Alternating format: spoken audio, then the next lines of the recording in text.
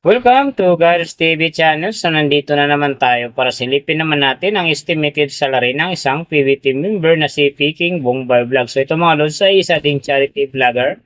Kaya supportan din natin ang kanyang channel kagaya ng pag-support natin siyempre sa buong PBT. Pero siyempre mga lods, huwag nyo rin kalimutan na isama sa pag-support ang aking channel. Sa mga lods, kung bago pa kayo sa aking channel, pakiclick naman ang subscribe natin. And siyempre pakipost na rin ang notification bell para lagi kayong updated sa ating video. So ano pa ba ang iniintay natin mga lods? Let's go!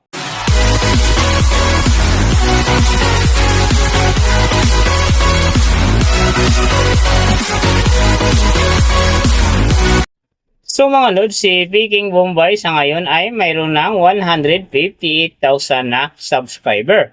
And then mayroon na rin siyang upload videos na 550.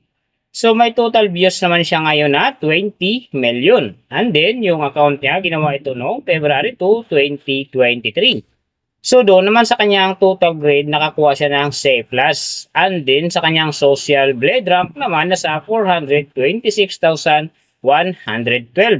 So doon naman sa kanyang subscriber rank nasa 2,149. And then, sa kanyang views rank naman, nasa 693,528. So, nakita na natin yung kanyang ranking. Silipin naman natin yung kanyang last 14 days na subscriber, views, and then yung kanyang earning. So, sa kanyang subscriber mga lods, may 4 na araw ako nakita rito na umangat ng tig 1K. Simula noong April 13, nakakuha siya ng 1K.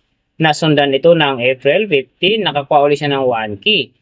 So pagdating naman ng April 20, nakakuha na naman siya ng 1K. And then yung last, yung April 26, nakakuha siya ng 1K. Kaya ang kanyang subscriber ngayon nasa 158,000. So doon naman sa kanyang views mga lods na mga ganda rito, April 15, nakakuha siya ng 94,000. And then pagdating naman dito ng April 23, nakakuha siya ng 15,000. So yung last na maganda sa kanya yung April 26, nakakuha siya ng 41,000. So, doon naman sa kanyang earning, mga lods, tingnan natin dito yung April 20. So, sa kanyang low estimated, nakakuha siya ng $10. And then, sa kanyang high estimated naman, nakakuha siya ng $168. So, ang mga naman mga lods, daily summary lang, mas maganda kung silipin natin yung naka-round off na from daily, weekly, and monthly para malaman na natin kung magkano na ngayon ang estimated salary ni Peking Bombay Vlogs dito sa YouTube. So, unahin natin yung kanyang daily average. So, sa daily subscriber, nakakuha siya ng 133. And then, sa kanyang views naman, nakakuha siya ng 29,127. So, doon naman sa kanyang daily low estimated, ang kanyang earning, nakakuha siya ng $7. So, times natin sa 57, mayroon siyang 399. And then, sa kanyang daily high estimated naman ng kanyang earning, nakakuha siya ng $117. So, times natin sa 57, mayroon siyang 6,669. So, yan mga lods ang kanyang daily average. So, pupunta naman tayo sa kanyang weekly average. So, sa weekly subscriber, nakakuha siya ng 1,000.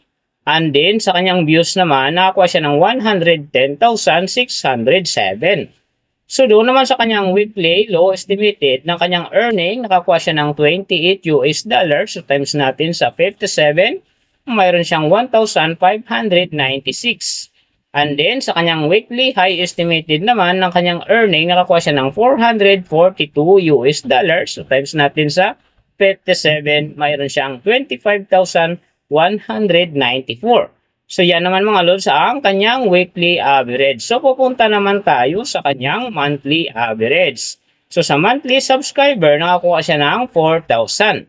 And then, sa kanyang views naman, nakakuha siya ng 873,803. So, doon naman sa kanyang monthly low estimated ng kanyang earning, nakakuha siya ng $218.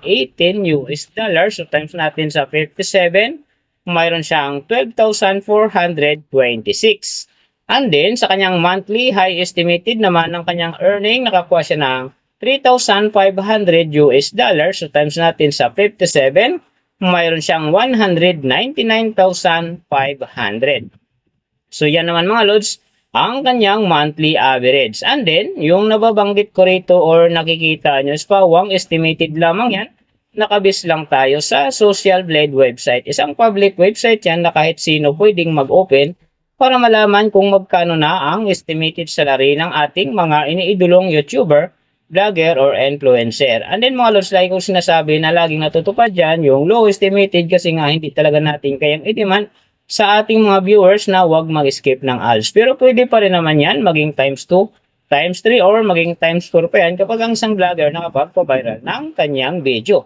So, siyempre mga lods, kung supporter ka ni Peking Bombay Vlogs or isa kang PB Team fanatic, huwag ka nang mag-skip ng ads dahil big help yan sa kanyang channel. And then siyempre sa mga kababayan natin na kanyang tinutulungan dahil siya ay isang charity vlogger. Pero siyempre mga lods, huwag nyo rin kalimutan na huwag na rin i-skip ang aking ads dahil big help yan sa aking channel and then siyempre sa aking mga personal na halikain. Sa mga lods, kung nagustuhan nyo ang video na to, pakiclick naman ang subscribe natin and then siyempre pakipost na rin ang notification bell para lagi kayong updated sa ating video. So, big thank you sa lahat ng mga sumusuporta sa aking channel. Sa mga susupport pa lang, ingat kayo palagi and God bless.